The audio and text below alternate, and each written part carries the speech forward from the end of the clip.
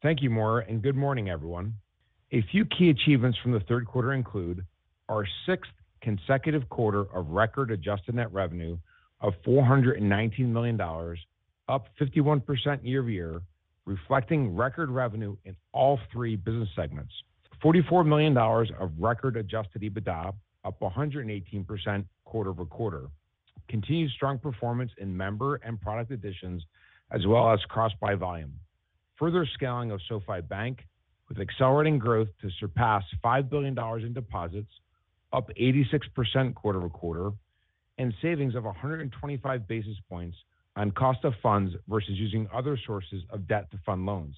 I just want to jump right in to add a little bit of context on the deposits. Last quarter, there was $2.7 billion worth of deposits. This quarter, there's $5 billion, okay? That means that out of the 13 weeks that we had for Q3, we saw an average of $178 million per week in new deposits. That's up 78% from the last two quarters. Plus, the 125 basis point savings that they're talking about means that SoFi, on average, let's say they're paying out 2.5% for their direct deposit users, but they could actually be charged around 3.75% for their warehouse facilities, another form of debt. So having that $5 billion in debt for deposits is actually saving us the 1.25% that we would have to pay extra for another debt source to fund our personal loans. Another quarter of positive GAAP net income for SoFi Bank at $28 million at an 11% margin. Members and products each saw rapid year-over-year growth with continued strong cross-buy trends. The 424,000 new members in Q3 2022 brings total members to 4.7 million, up 61% year over year. We also added 635,000 new products in Q3, ending with nearly 7.2 million total products, up 69% year over year. Of these new adds, financial services products of 5.9 million at quarter end grew by 83% year over year, while lending products of nearly 1.3 million were up 24%. In lending, our personal loan performance more than offset the continued lack of demand in student loan refinancing and the less robust performance of home loans. Student loan refi continues to be negatively impacted as federal borrowers await the end of the moratorium on federal student loan payments.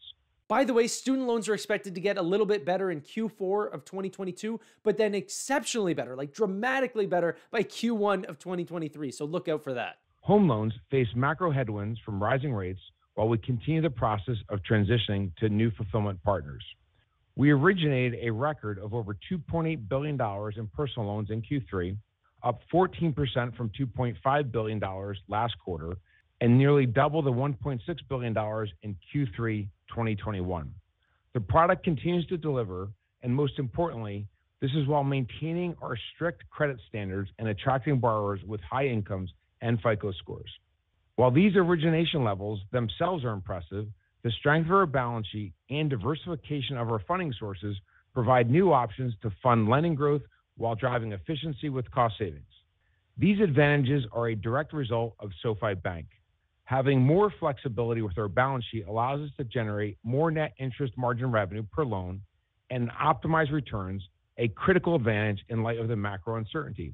I just want to add some context here, okay? He's talking about how we're able to actually hold our loans for up to 6 months now because we have a bank charter. Before, whenever we didn't have the bank charter, we could only hold on to them for 3 months before we would sell them off as securitization to some sort of fixed income purchaser. This practically doubles our net interest income because we can actually take on those interest rates ourselves as the bank. In Q3 alone, the difference in our deposit cost of funds and other sources of debt was approximately 125 basis points versus 100 basis points in Q2, a powerful benefit in a rising rate environment. Lastly, we have a much more compelling value proposition in SoFi checking and savings as we can invest the greater revenue and profit per loan from the two benefits I just mentioned into an industry-leading APY, which drives direct deposit members, resulting in high-quality deposits and great levels of engagement. This term higher quality of deposits is something that I've heard a lot of confusion around. All this means is that the depositors that are giving us money have higher credit scores than the average person, which means that they're actually of higher quality if we were to cross-sell them to something like a personal loan. This has led to higher average account balances, even as average spend has increased. We exited the quarter with over $5 billion in total deposits, and 85% of SoFi Money deposits are from direct deposit members. In fact, 50% of newly funded SoFi Money accounts are setting up direct deposit by day 30 versus 37% in the second quarter. And this has had a significant impact on spending. Q3 annualized spend was 2 times full year 2021 total spend, and Q3 spend per average funded account was up 22% quarter over quarter. To add to this, by the way, that 22% increase that they're seeing is on top of the 29% quarter over quarter that they saw from Q2. This is true compounding growth, and it's all because we're actually taking on such high levels of direct deposit users. This should be a massive forward indicator of future profits. SoFi Money members increased nearly 72% year over year to 2.3 million accounts while maintaining attractive demographics. In fact, the median FICO score for direct deposit accounts opened in the third quarter was 750. Given the quality of these members, we see ample opportunity for cross-buying in the future. That average direct deposit FICO score is way higher than I ever would have guessed. No wonder the Pagaya loans are going down, because we don't have any users to actually sell them to, because we can use them to give our own personal loans to, because all of them have high FICO scores. Moving on to financial services more broadly, where net revenue nearly tripled year over year to $49 million and grew 61% from $30 million in Q2. The increased scale in financial services helps drive cross-buy and marketing efficiencies. Financial services sales and marketing spend as a percentage of net revenue was 58% in Q3 versus 81% the prior quarter and 105% in Q3 of last year.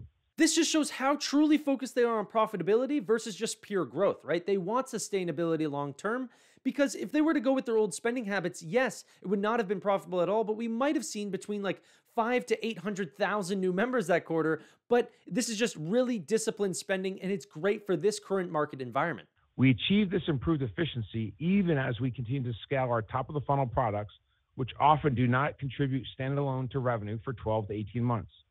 This is due to the increasing monetization and attractiveness of these products, growing brand awareness, and network effects. As mentioned, we continue to iterate and invest aggressively in our product suite, and that investment continues to pay dividends as members embrace our launches. Within SoFi Invest, we introduced new proprietary ETFs to the platform and remain on track to launch the much anticipated options trading product by year end, now in beta testing. We've increasingly utilized our Relay platform to acquire, educate, and advise our members on their holistic financial picture and their next best move. We launched credit alerts in Q3 and will continue to add features to drive engagement. The Relay platform has become a notable source of cross-buying, further bolstering the financial services productivity loop. This is something that I just don't think anyone could have predicted. Relay has turned into something that is way more useful than I originally thought it was. We're giving people the opportunity to actually look at a visualization of their own financial life, and you're able to put in a lot of external accounts and look at sort of a monitoring of your credit scores and, real estate portfolio and auto tracking and everything like this. But what it's also telling us on the back end is that, you have a car loan and you have a mortgage that maybe is at a certain rate, or you have credit card debts, and then we can service those by offering you SoFi personal loans that might be at lower interest rates. Transitioning to the technology platform, a critical element of SoFi's strategy.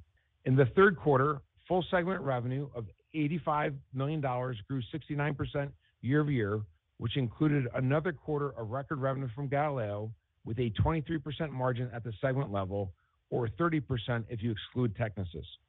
Galileo's overall diversified growth strategy includes growth in new verticals, new products, and new geographies.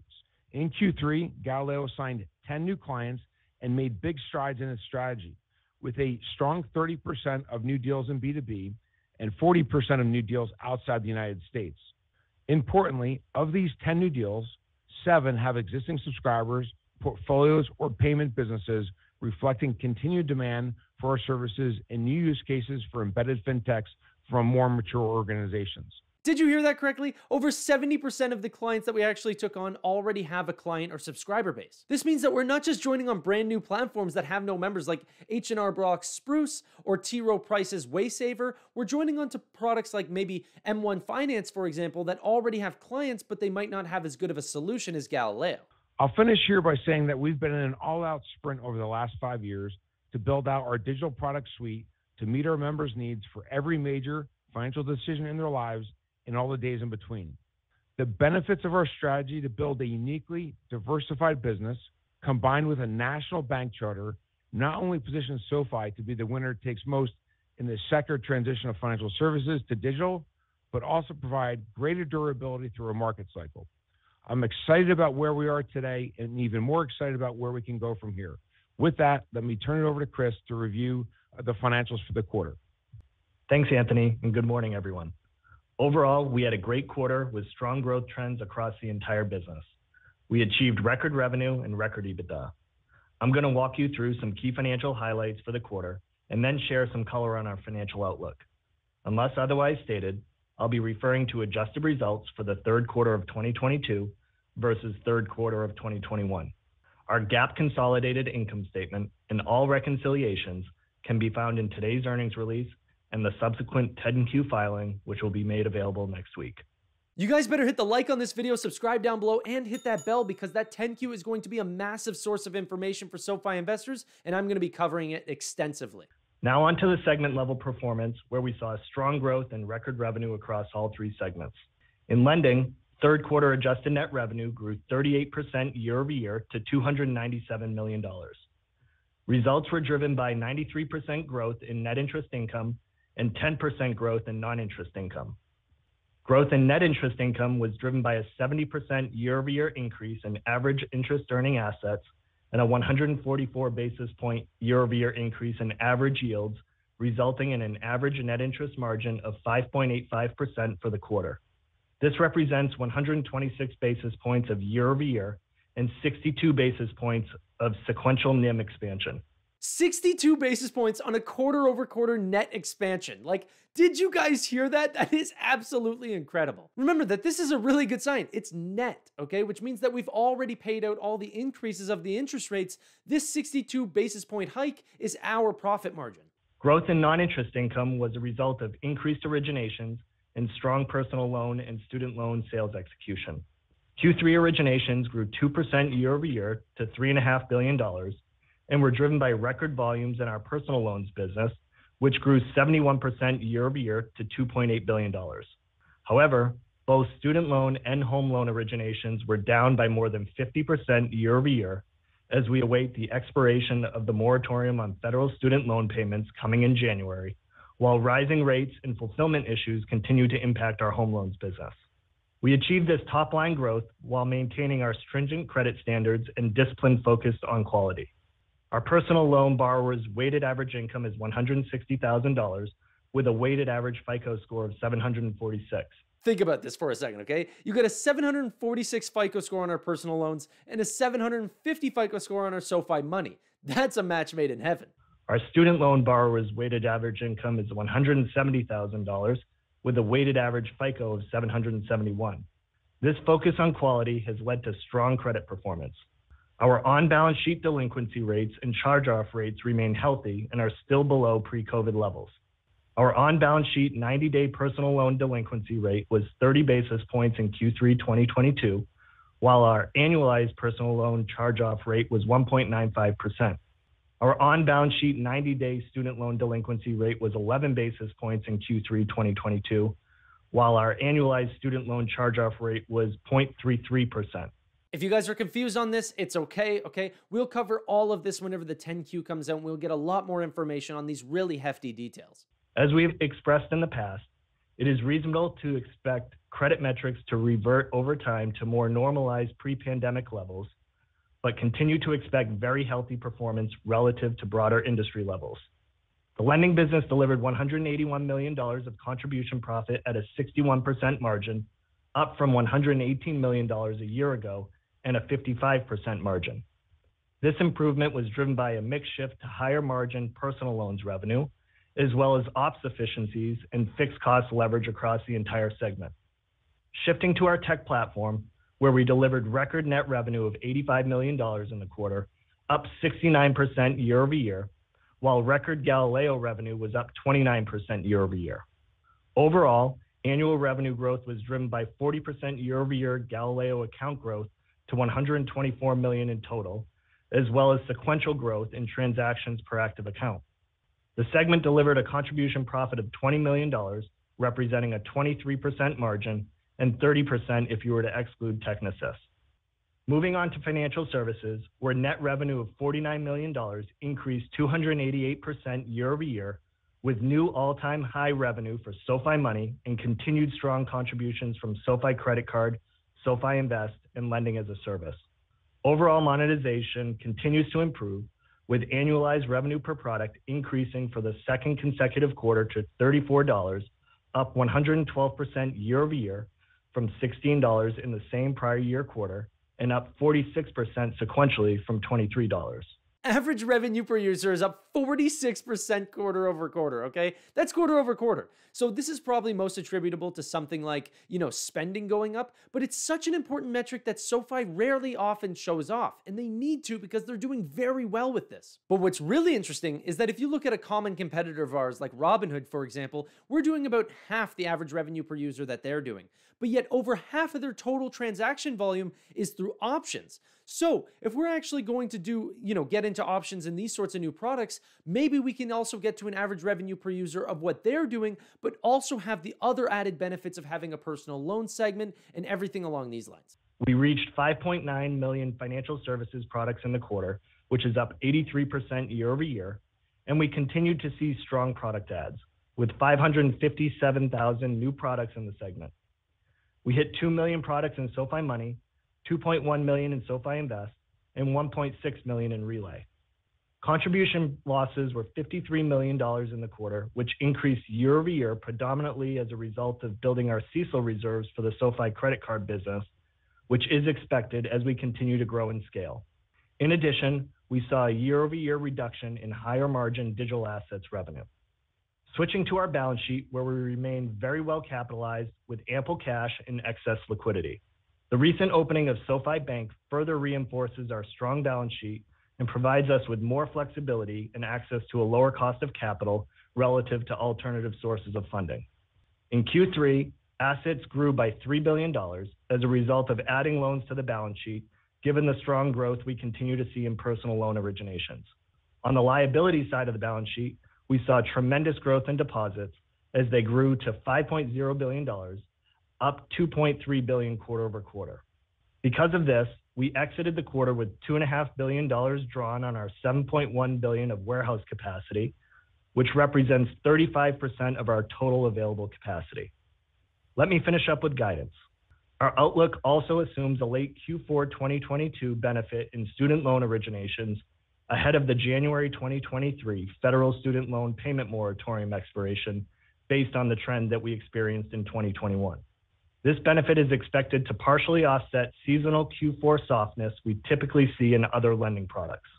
For the full year of 2022, we now expect to deliver revenue of $1.517 to $1.522 billion, above our prior guidance of $1.508 to $1.513 billion, and full year 2022 EBITDA of $115 to $120 million, above our prior guidance of $104 to $109 million.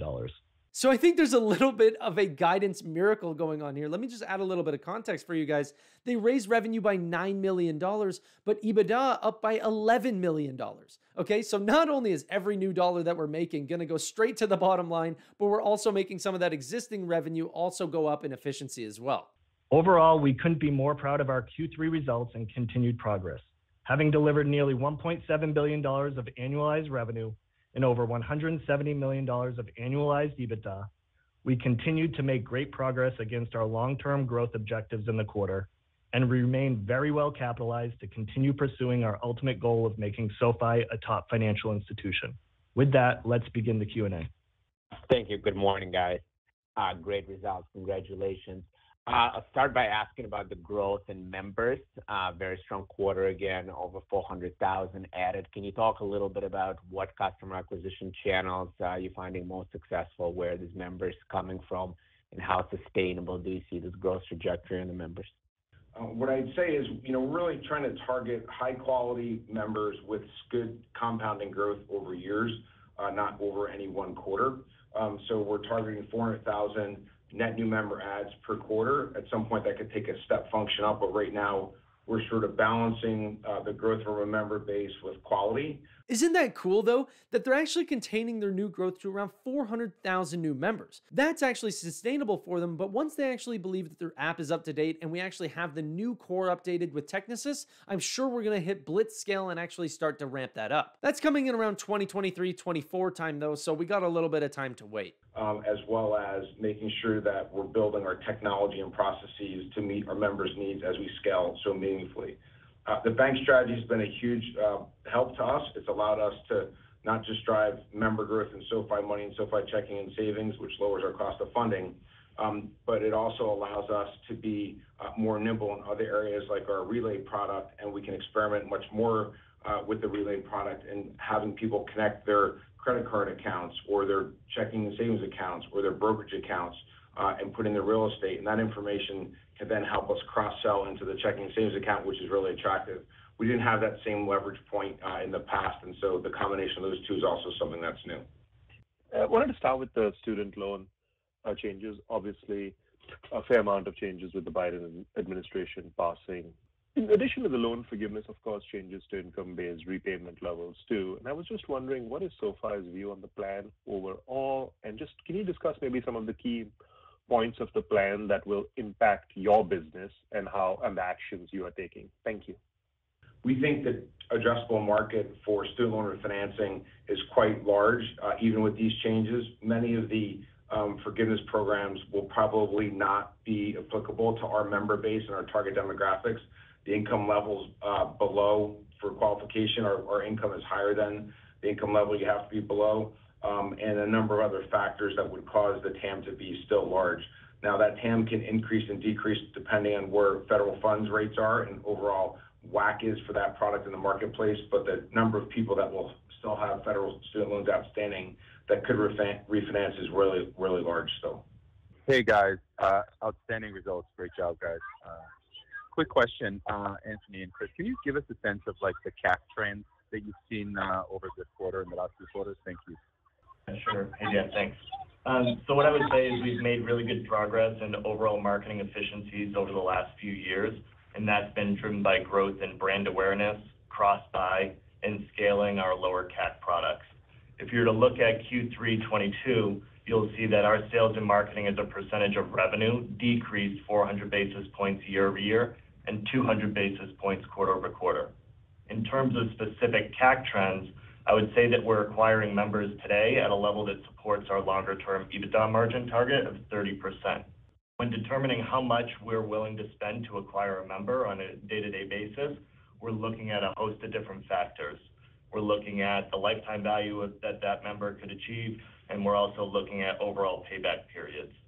What we've observed recently over the course of the last few quarters is that our overall LTV of financial services members has increased as a result of having the bank and focus on growing direct deposit members. And our payback periods are in the 12 to 18-month time frame.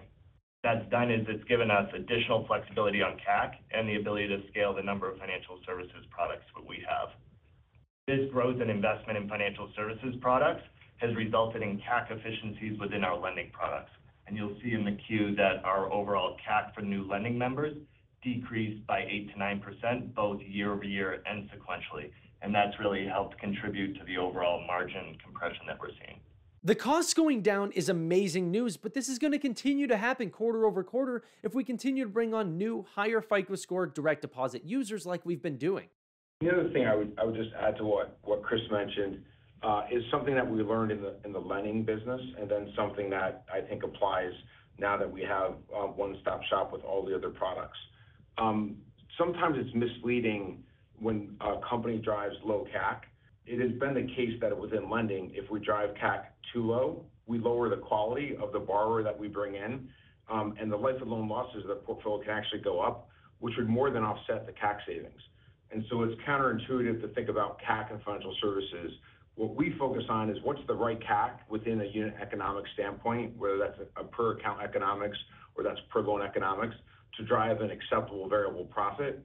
So when we multiply that variable profit per account or per member by the number of people that have that product, that total variable profit dollars exceed our fixed cost and drive to our long-term 30% margin. I'd pay a lot more money for a direct deposit customer than I would for just a funded customer because of all the benefits we get in debit interchange, in addition to lower cost of funding on the loan side. Okay, I want to butt in. This is maybe my favorite point in this entire call. We have been so fixed in this industry to understand that lower cost of acquisition is the most important metric. But what Anthony Nota's pointing out is that that might not even be true if the default rates start to rise up. So there's actually like a calculus middle in between here for where we can find the perfect client at the perfect rate for which we can acquire them for. And SoFi seems to have figured that out. Excellent. Great results on revenue and EBITDA.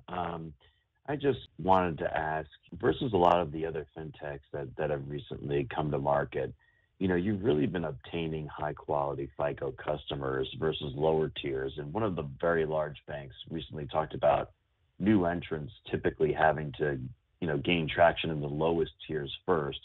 But that just doesn't seem to be the case for you guys. And your strategy seems to be working. So maybe on a product level, how are you beating the competitors and the incumbents to obtain these higher FICO score customers versus the low end? It'd be great to hear. Thanks so much. You're welcome. I'd say it's old school, focusing on the fundamentals: product, pricing, promotion, placement. The 4 Ps. If you go back to 2018, when we first changed the leadership of the company, one of our priorities was focused on quality over quantity. And it was a really tough decision. We took our volume down meaningfully from where it was in 2017. In addition to that, we took it down relative to what the prior team thought they would be able to achieve. And the reason was we wanted to re-architect the product so that on a per loan basis, we could achieve through the cycle a 40 to 50% variable profit margin. And I won't walk through the equation of how to get there, but we're happy to do that offline if it's helpful. Well, we looked at that variable profit margin by channel, by marketing channel, and we developed a much more sophisticated approach to pricing. You only could price 50% of the loans at one price and 50% at another price, and we developed a whole construct to be able to do 36 cells across 6 different grids, so to speak, and it's gone way, way beyond that now. And so it's really hard to find people that don't necessarily need to refinance. It's really easy to find people that need to refinance. In addition, when you do find those people that may not necessarily need to refinance, you have to give them a cost savings or benefit relative to their other choices. So it needs to be compelling. So you have to find them, the price that you're giving them or the savings you're giving them has to be of greater value than what they're currently doing. And then you need to make sure you have the right operational controls, the right life of loan losses and credit processes to ensure that you underwrite appropriately with the right operating and CAC costs. The last thing I'd mention is, our credit models continue to be updated based on property data, which helps us now more than before. We're trying to underwrite to free cash flow. And so the more information we have on your income, the more information we have on your spending, the better we can underwrite to free discretionary free cash flow. So it's a combination of all those different things. And the last thing I'd mention is, our time to fund a personal loan is 2 days. It used to be 8 days. Our time to fund a student loan used to be in the mid to high teens. Now it's in the single digits. That's also a factor that people underestimate in terms of the ability to meet the demands of that borrower when you do find them. In addition to that, we have a sense of urgency. We don't rush. We want to make sure we underwrite appropriately, but we have to be competitive using our technology and our operation to deliver a short time to fund. To add to this whole question, SoFi has never taken the easy path. Like, not once. I mean, you look at them going after 50 different separate state banking licenses that they all acquired the hard way, not renting them, going after them and actually getting the licenses, and then going and getting their bank charter after whenever they were a small digital bank seemed like a very hard feat. And they did this while vertically integrating their own tech stack, which they could have rented all these softwares for much cheaper in the short term, but costing us way more in the long term, which was a hard thing to do whenever they were balancing such a short budget. They did this all while going after the smartest and hardest customers that there are to acquire in the space that would also yield us the highest returns for the lowest amount of risk. SoFi is battling a true uphill battle with big risks and even bigger rewards, and they're ending up on top every time. Hey, good morning. Thank you very much for the question. I was just wondering if you could talk a little bit more about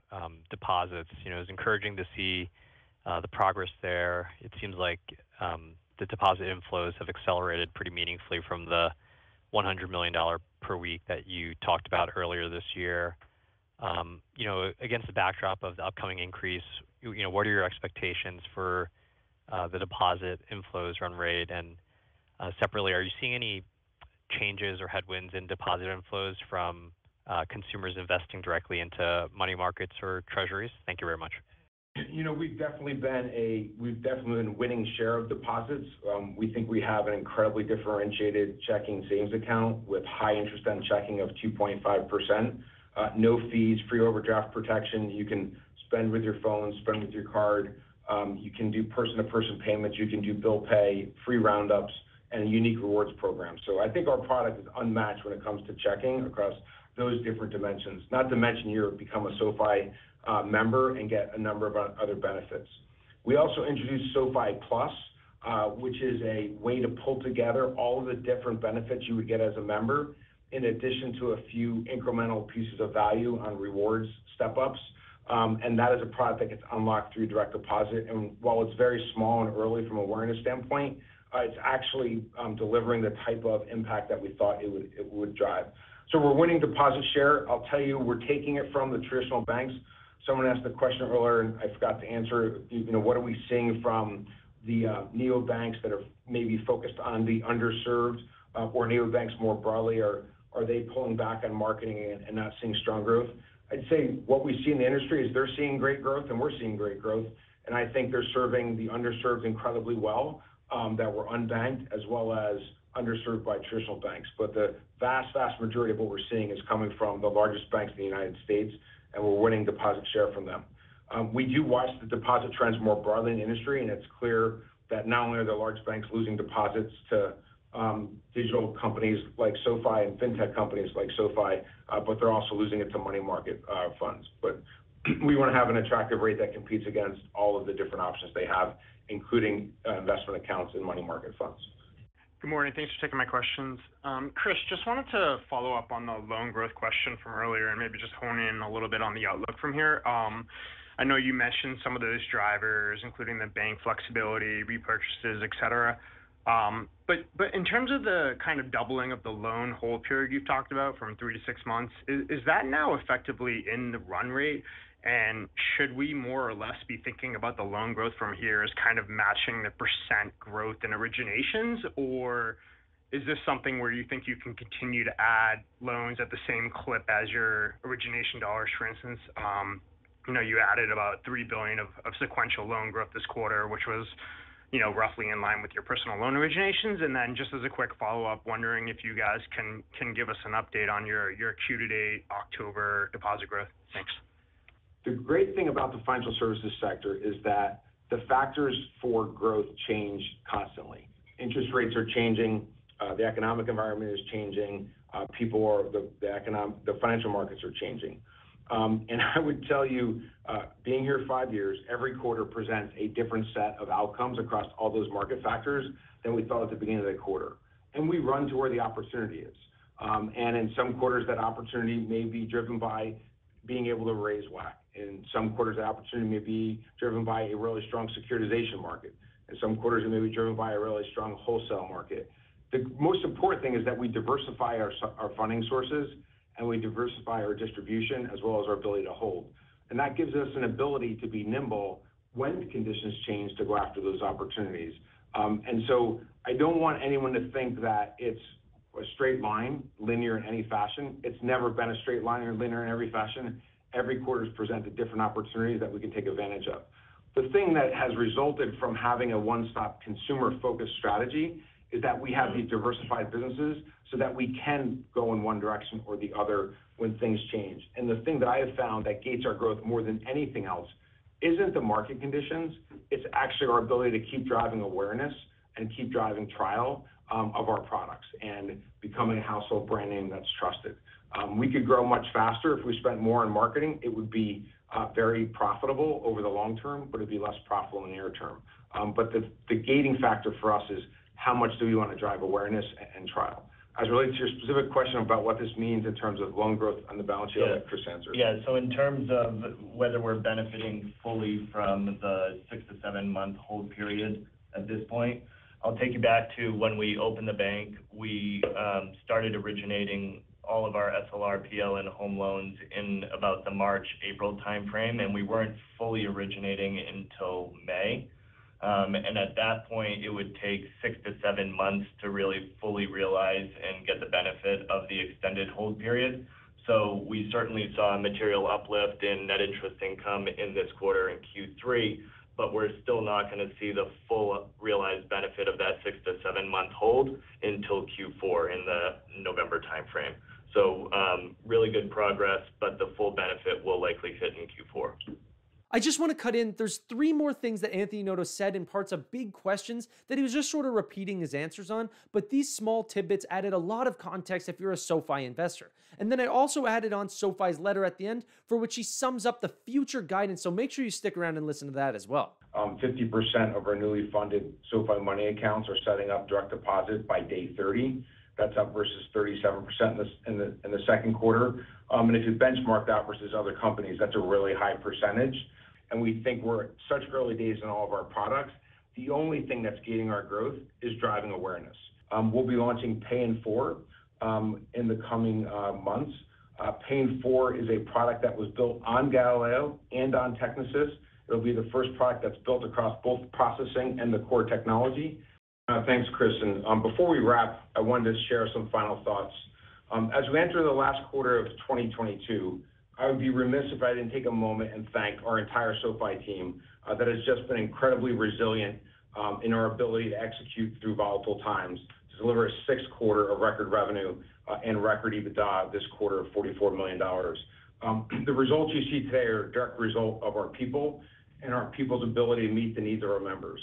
I can't help but be incredibly optimistic about the future of SoFi, given the unprecedented results of the last 2 years and the resilience our team has shown. Even in the toughest market conditions, quarter after quarter, we've delivered on our goals, exceeding expectations across the board. It's an absolute privilege to lead this company as we help change people's lives every single day for the better. Our members need us more than ever, and we'll continue to show up for them in spades.